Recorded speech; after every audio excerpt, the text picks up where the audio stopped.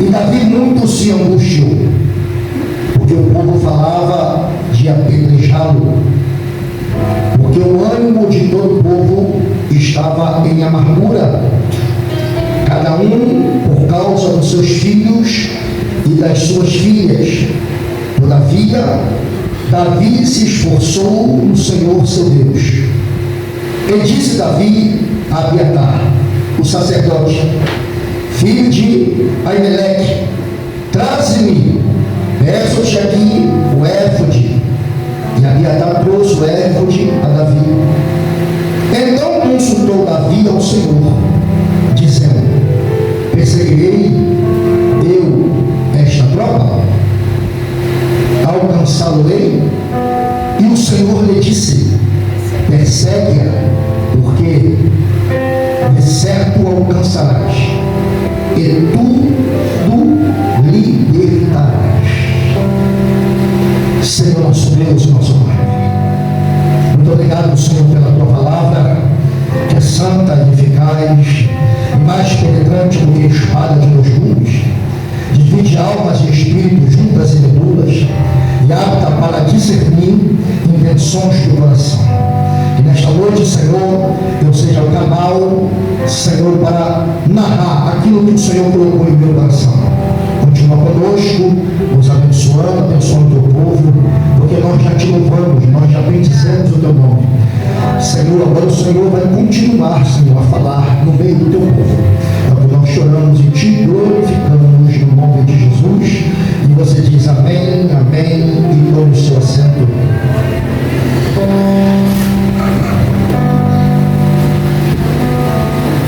Levanta o dedo de profeta assim. Fala para o irmão que está do seu lado assim, ó: não desista da sua família. Profetiza sobre a vida dele, profetiza sobre a vida dela. Não desista da sua família.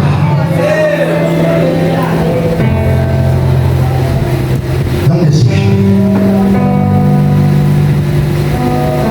Eu quero pregar aqui alguns minutos. Hoje eu vou pregar 20 minutos. Você acredita? Poxa, estou sem moral mesmo. Eu quero falar sobre um tema: quando a crise se transforma em restituição. Existem vários tipos de crise, irmãos, mas as crises, elas podem até vir, mas nós estamos em Cristo. Nós estamos em Cristo. As crises, elas sempre acontecerão e surgirão, mas enquanto nós estivermos em Cristo, podemos até vir capengando para a igreja, podemos até fazer o que muitos fazem aí fora, para uma pessoa aí até entrar na igreja de joelho, mas nós chegaremos aqui para agradecer o Senhor antes mesmo que a vitória chegue. Eu lendo esse texto do capítulo 30 de 1 Samuel, irmãos, a minha alma, ela entristece e ela fica alegre ao mesmo tempo. Porque se você for ver a história de Davi, Saul já tinha dado um ponto e vírgula na perseguição contra Saul. Não estava mais intensamente sobre a perseguição de Davi. Saul perseguindo Davi. E nesse inteirinho, Davi se une aos filisteus. Saiu nos capítulos anteriores. E haveria uma guerra que os homens de Davi, os 600 homens de Davi, estariam com ele na guerra. Mas um daqueles que estavam lá disse: não, ele não pode lutar conosco, não. Manda ele embora. Até que Davi estava voltando para a sua casa. Casa dele, numa região chamada Ziklag. A palavra Ziklag, ela não tem um significado correto. Há muitos significados. Mas Davi, nesse momento, ele tinha um lugar para ficar. Davi, ele só cometeu um erro quando saiu de Ziklag para ir à guerra, que eu vou falar mais adiante. E quando Davi volta, ele vê um cenário que ninguém queria ver. Eu já falei aqui várias vezes que quando nós estudamos seminário, o nosso professor diz assim, quando ele está ensinando: você precisa se teletransportar para aquele lugar, para você sentir o que o autor falou, por que ele falou aquilo. Você tem que se colocar na posição dele. E eu tentei me colocar na posição de Davi. Quando ele chega, quando ele retorna para Ziklag e chega lá, vê a cidade toda em chamas, queimada. Os seus guerreiros que estavam com ele começaram a chorar. Diz a Bíblia, no versículo 4, que eles alçaram a sua voz e choraram, até que neles não houve mais força para chorar, porque as suas esposas, os seus filhos, tinham sido levados cativos ou mortos. Eles pensaram antes de chegar lá. Imagine a cena, irmãos. Você sai daqui num culto de domingo como esse e chega na sua casa, a sua casa está destruída, houve um incêndio, a sua família, não a sua família, não vai acontecer isso, mas suponha-se que a família toda morra. Como que vai ficar o estado psicológico seu? Porque pregar é fácil, falar é muito fácil. Você está na situação, é aí que eu quero ver. E quem foi que fez isso? Os amalequitas. Os mesmos amalequitas que lá na primeira guerra de Israel, quando saiu do Egito, no capítulo 17 do livro de Êxodo, estavam lá eles, inimigos do povo de Deus. Viviam eles como nomes, eram inimigos do povo. Eu quero dizer uma coisa para você. Talvez você, com os olhos carnais, você não consiga ver, mas existe um arqui-inimigo que quer destruir a sua família, quer desfazer a sua família. Você pode até chorar e olhar para você e dizer: ela está derrotada, a família está destruída, tudo está perdido. Ele pode até pensar, mas como o presbítero falou aqui, ainda por enquanto não chegou o ponto final da sua história. Deus ainda está escrevendo a sua história lá no livro. Aleluia! Nós não podemos dizer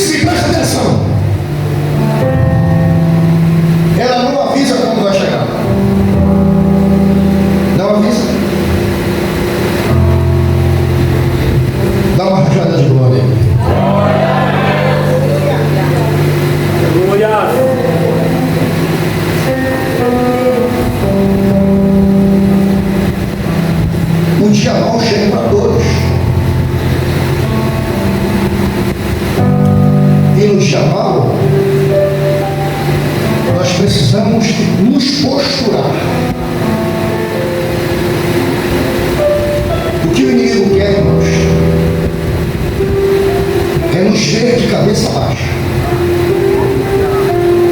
chorando, reclamando, murmurando, que isso tudo alimenta ele. Isso tudo alimenta ele. Mas quando nós estamos em crise, o dia mal chega, nós precisamos estar posturados. Posição de soldado. O soldado, quando ele tira serviço, ele não pode nem gostar do serviço que ele vai tirar, mas a ordem de cima é para que ele fique lá e tire o serviço lá. Daniel, quando você tira serviço, você dorme. Bernardo, você dorme. Se dormir, acontece o quê? Postura. Isso depende de para quartel, de 4 para 9, 2 horas, 3 em 3 horas. A ronda passa. Se a ronda passar e ir dormindo, é punição. Mas se a ronda passar e estiver lá, posturado, postura. Satanás quer ver você dormindo, não no sono que eu estou dizendo do que você vai fazer quando chegar em casa, é no sono de você ver as coisas acontecerem e ficar parado, ficar quieto, não reagir. O que me chama a atenção nesse texto que acabamos de ler é que quando Davi saiu de Ziclag para guerrear, ele não deixou nenhuma guarda lá.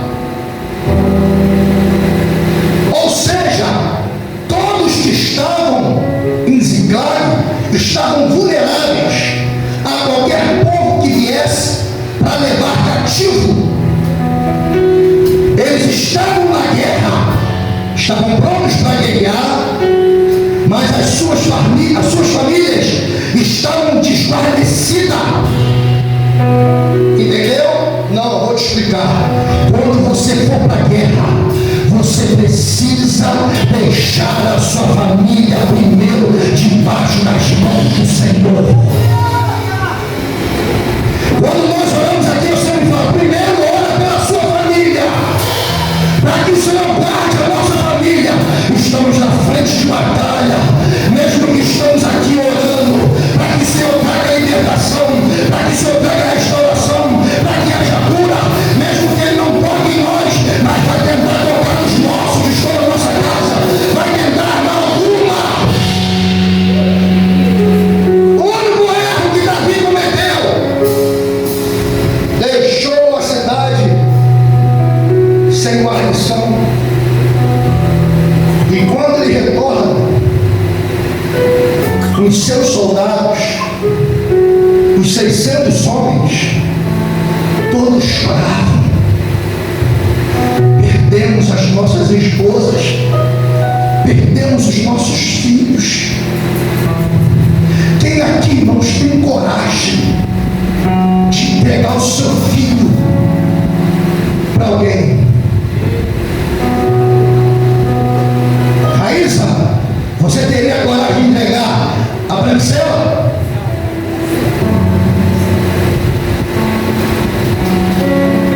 Quando nós viemos para a guerra, quando nós estivermos na guerra, cubra a sua família de oração, cubra a sua casa de oração. Pastor, como? Oração. Jesus, eu estou aqui, mas vai lá, guarda a minha família.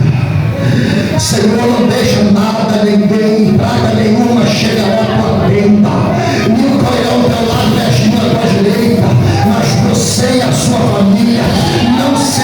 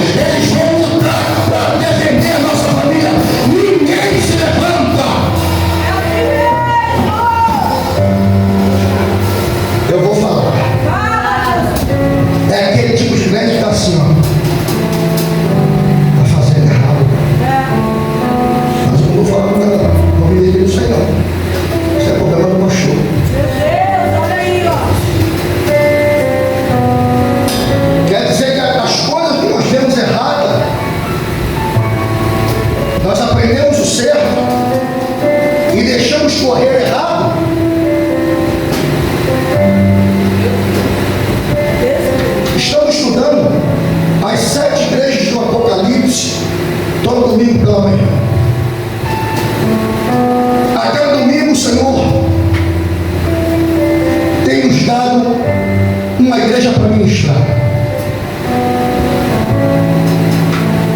5 delas, o Senhor tem contra elas alguma coisa.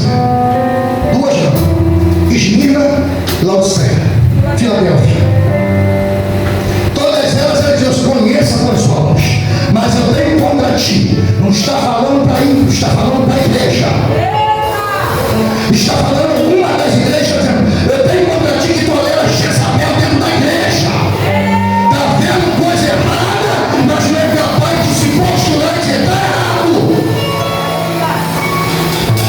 Ninguém do exército de Davi disse para ele: Davi, vamos deixar alguns aqui. Não. Mas na hora de querer transferir a responsabilidade para outro, isso é natural do ser humano. Quando está junto, está tudo bem. Mas se acontecer uma coisa de errado, eu estou nesse meio, a culpa é dele, a culpa é dela. Foi ele que fez, foi ele que inventou, foi ele que procurou, é ele que precisa responder. É isso que acontece. Mas Davi não era qualquer um. Fala assim: você não é qualquer um.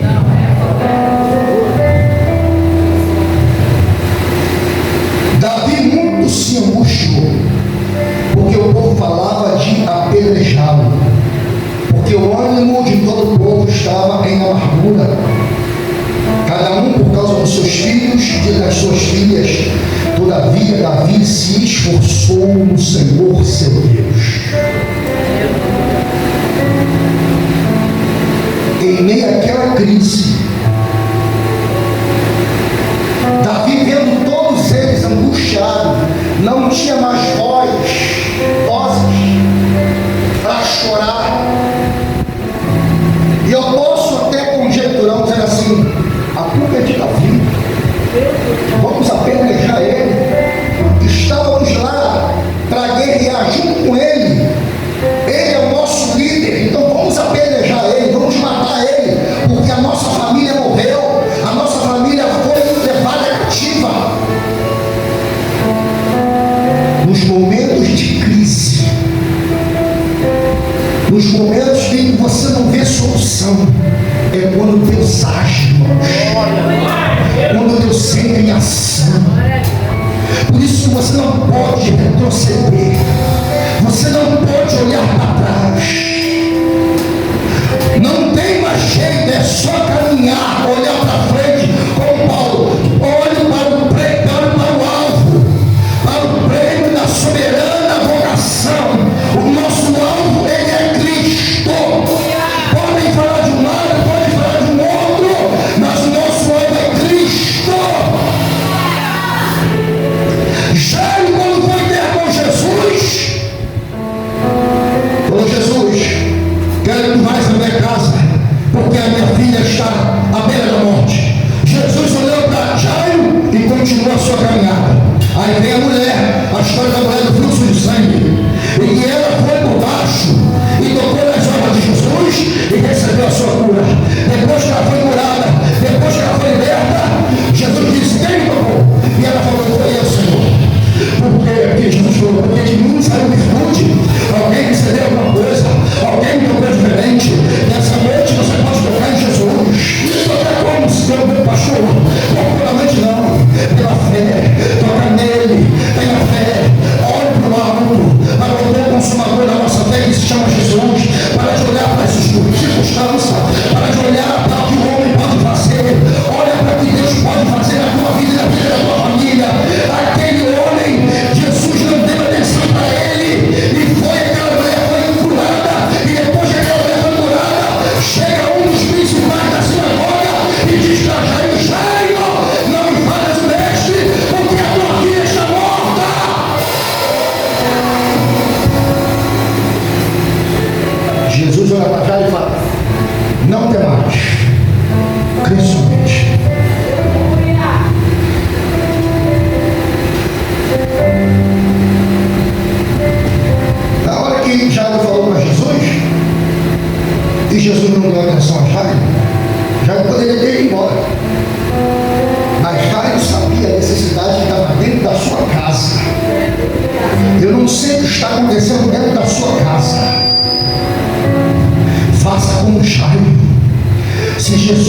deu hoje, amanhã ainda há esperança dele te dar. Permaneça fiel, porque é natural do ser humano vir um culto pentecostal, ver ouvir Deus falar, bradar, marcha, rodopiar, entregar a profecia, ouvir a palavra, e se não chegar em casa as coisas continuarem a mesma coisa, mas amanhã eu não vou no culto não, irmãos, faça como aquela mulher que há 18 anos estava sofrendo culpada, todo sábado estava na sinagoga, ela não perdia um culto, estava lá, até que Jesus entrou e ela foi curada, então em nome de Jesus, aleluia. Eu não sei o dia da sua cura, eu não sei o dia que Deus vai libertar a sua família, mas o dia vai chegar, vai acontecer, Deus vai fazer as coisas acontecerem na sua família, vai trazer a existência aquilo que não existe, e vai dar vitória, esse momento que está passando é um momento somente que estamos passando, vamos passar, mas com Jesus, e quando chegar no final, Jesus estará para nos dar a nossa vitória. Quem pode crer nessa palavra, receba a resposta nessa semana, receba a vitória essa semana, que haja libertação na sua casa, que haja libertação na sua família. Aleluia, Jesus.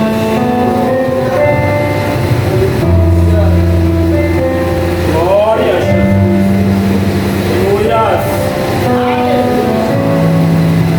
Fala comigo assim: a crise revela onde está a nossa força, confiança e fé.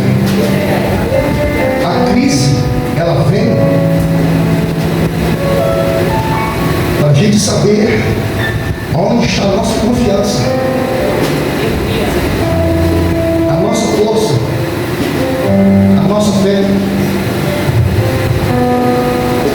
Porque o homem, o natural do homem, é sempre querer dar um jeitinho para as coisas acontecerem. E Deus não trabalha assim. Deus trabalha com aquilo que o homem não pode fazer. Quer ver uma coisa? Um certo trabalhador disse para um dos profetas, chamado Eliseu: Eliseu, o velho lugar que nós habitamos é pequeno, vamos até o Jordão e vamos trazer vida. E Eliseu falou assim: sim, pode ir. Ele não vem conosco, ele não foi com vocês. E foram. E o trabalhador pegou o machado,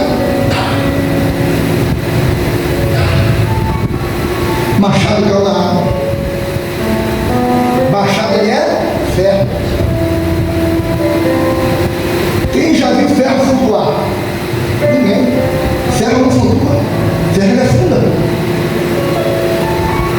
O profeta pegou um graveto, porque o trabalhador disse assim: ah, meu Senhor, é emprestado. Se o cara não tem dinheiro nem para comprar um para ele usar, pediu emprestado e ainda perdeu aquilo que pegou emprestado, e como que ele vai pagar o que ele pegou emprestado? O que me chama a atenção nessa passagem é que o filho dos profetas, que era o trabalhador, não foi a qualquer pessoa. Ele foi a pessoa certa. E o homem de Deus estendeu o graveto sobre a água. E o ferro ele flutuou. O que eu quero dizer com isso? Deus ele faz o impossível acontecer. As águas eram amargas. Pega o graveto, joga na água, jogando na água, bebe agora, a água estava doce. É impossível atravessar o Jordão. Estamos no tempo de cheia. Os sacerdotes levando a arca nos ombros, pisar na água, o Jordão vai parar o seu curso e o povo vai passar em seco. Deus quer fazer milagres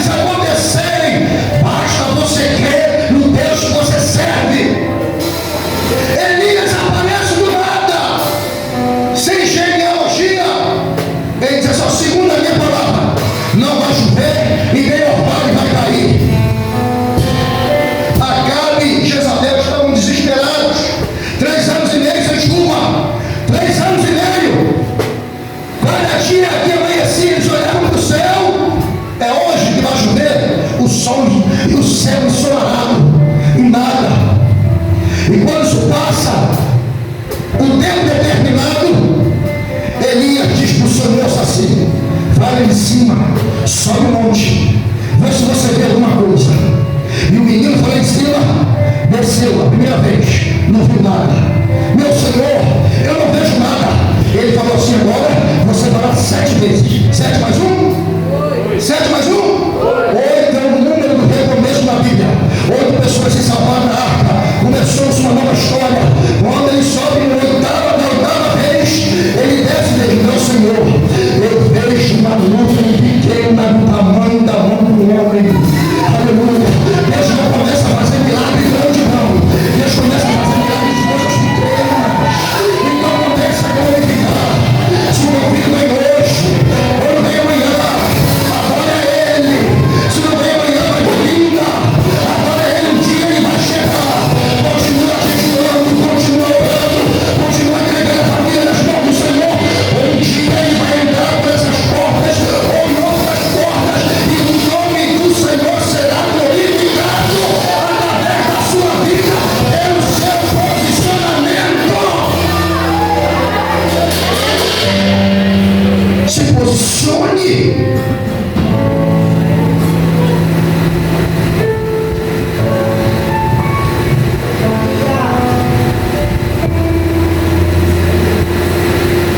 Davi fala: Abiatar, eu era sacerdote, né?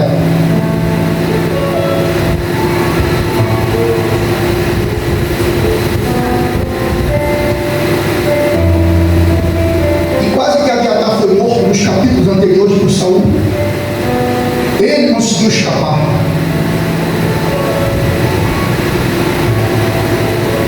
Ele já disse: Abiatar, traz o éfode. Traz o éfode. O éfode era uma das peças, ou uma das indumentárias. Obrigado. Indumentárias que o sumo sacerdote usava. Era uma espécie de colete. E dentro desse colete havia 2 pedrinhas, chamadas Urim e Tumim. Urim e Tumim no original significa luz e perfeição. Ali era a resposta, uma era a resposta negativa e uma era a resposta positiva. E quando Davi manda chamar Abiatar para trazer o éfode, ele vai consultar o Senhor. Crente posturado não toma decisão no calor do que está passando. Crente posturado se posiciona e vai buscar a Deus resposta. Crente posturado pede direção.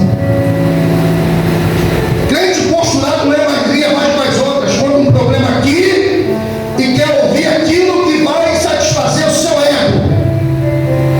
Quer ver uma coisa que acontece no meio das famílias que vivem guerra dentro de casa? Graças a Deus, o Senhor me deu uma princesa, uma rainha. Mas existem famílias que vivem guerra dentro de casa. Em vez de se posturarem um ou outro,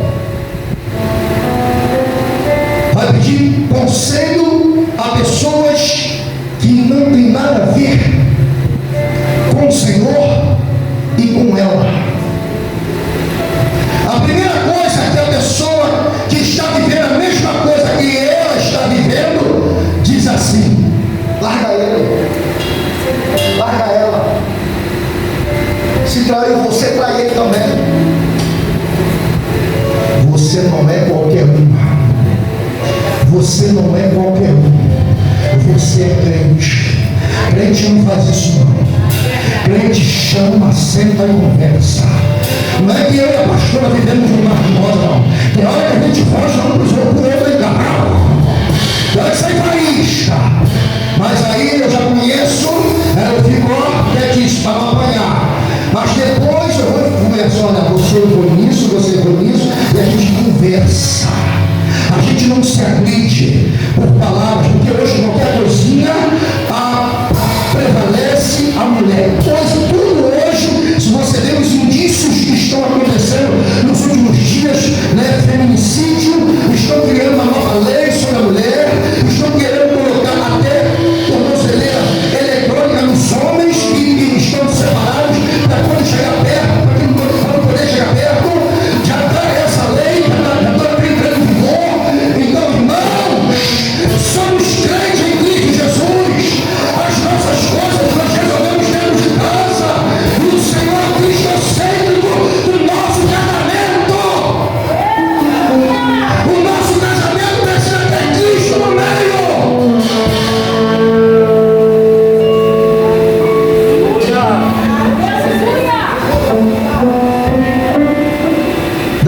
consulta ao Senhor. Senhor, eu vou alcançá-los.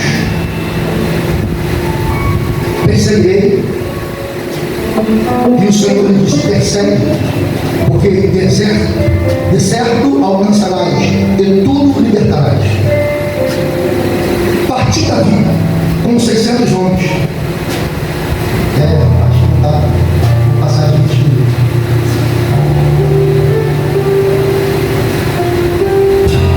Seiscentos homens começaram a caminhar. Chega no ribeiro de Besor. Fala, ribeiro de Besor. Tem muita gente para pouco parou. Ribeiro de Besor. Existem alguns significados dessa palavra. Um deles é lugar de refrigério, de provisão, de renovo. Indica algo frio, refrescante. Irmão, de um calor desse, na sua casa, você que pode e tem um ar-condicionado, você vai ficar no ar-condicionado, vai? Ou você vai ficar com aquele ventilador jogando em você aquele ar quente, você vai ficar no ar-condicionado. Desses 600 homens, 200 cansaram, ficaram ali, e Davi foi para a guerra com 400 homens. Há momentos na nossa vida, e isso é natural do ser humano, que você cansa. São tantas batalhas, são tantas guerras, que há momento de você recuar, há momento de você sair de cena, senão você morre. Você já viu como o pássaro, eles voam em forma de V. O pássaro que está na frente recebe toda a carga do vento. Ele vai cortando o vento, o avião, seu bico. Ele vai cortando o vento. Ele bate as asas com mais força. E quando ele está cansado, ele começa a grasnar.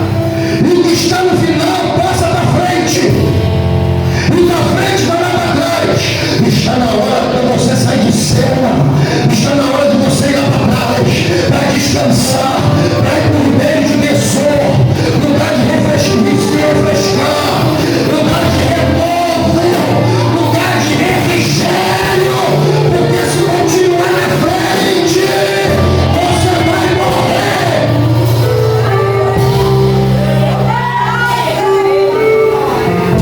Queremos mostrar que somos fortão.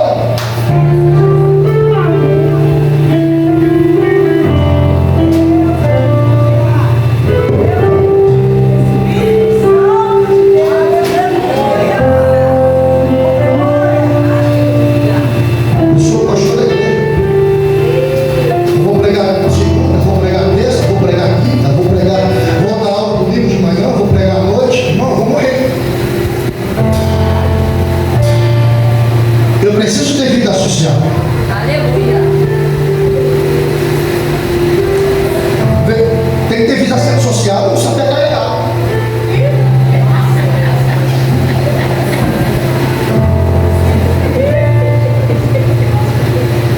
E aí você dá. Chega em casa, eu vou dormir.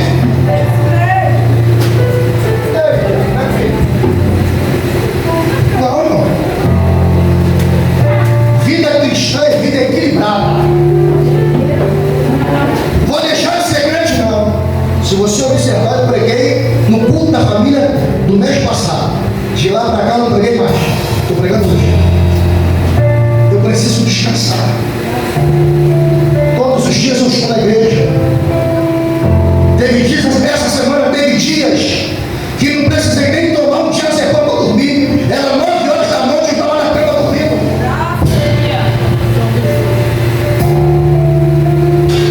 Tem dias que eu fico até quase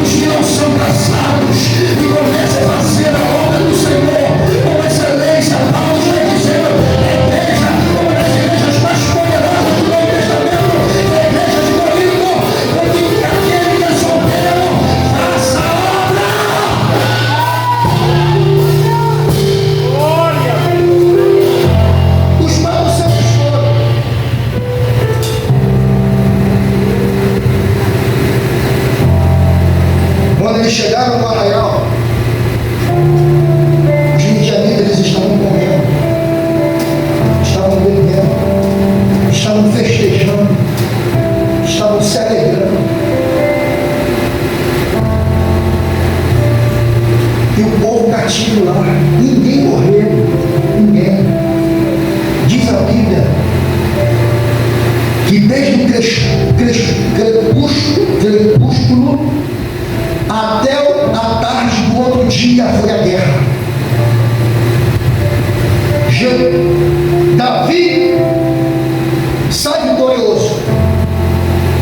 Olha os despojos dos 400 e eles retornam.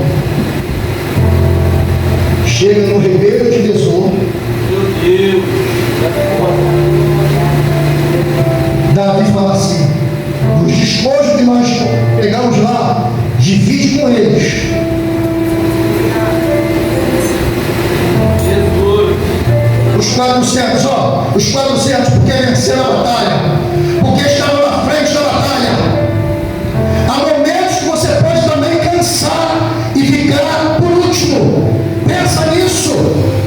O que você fala, você profetiza e você vai viver aquilo que você profetizou. Eu costumo dizer que nós vivemos aquilo que nós pregamos. Se você prega, você vai viver aquilo mais à frente que você pregou.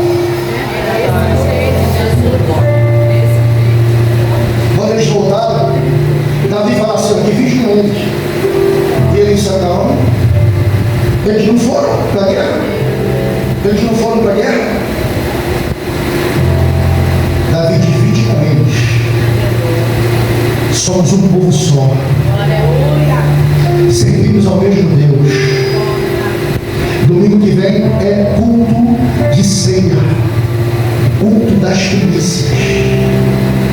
Em nome de Jesus, pense em alguém da igreja onde você congrega, o irmão até às vezes senta do seu lado, que está precisando de uma cesta básica. Sabe por quê? Muitas vezes ele dá uma de guerra, porque está cansado. Precisa de alguém,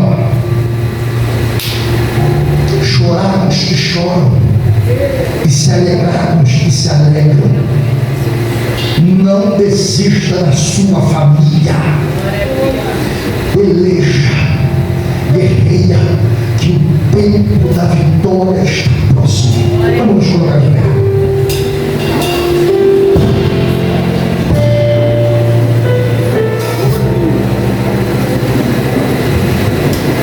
Eu quero fazer uma oração aqui.